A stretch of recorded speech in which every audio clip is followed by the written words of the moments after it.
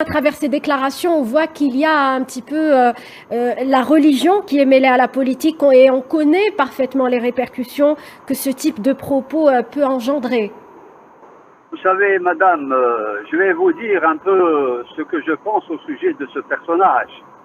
C'est un imam satanique, pour la simple raison que c'est un personnage qui prêche le mensonge, le faux, la division, la discorde et la violence.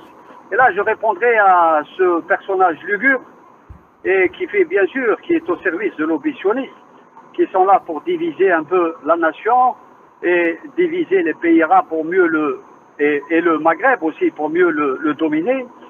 Je vais lui dire une chose, c'est que entre l'Algérie et le Maroc, il n'y a pas de conflit relatif à la délimitation des frontières pour la simple raison qu'il y a eu un accord bilatéral en 1972 entre l'Algérie et le Maroc, Oui. qui a été ratifié par les deux parlements et qui a été déposé au greffe de l'ONU et qui a été enregistré.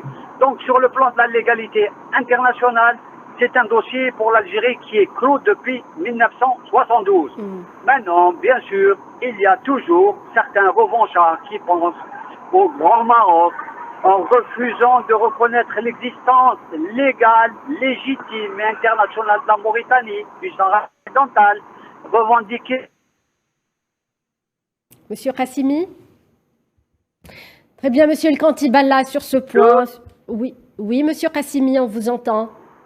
Oui, vous m'entendez? Oui, allez-y, monsieur Qassimi. Ils ne font encore que déshonorer le Makhzen et qui attestent et qui confirment la mauvaise foi du roi Mohamed VI il y a de cela quelques jours, qui a tendu la main à l'Algérie alors qu'en fin de compte c'était une main empoisonnée, une main de Judas qui fait en sorte d'essayer par tous les moyens de dénigrer notre pays et aussi de le déstabiliser. Voilà en quelques mots ce que je peux vous dire à ce sujet.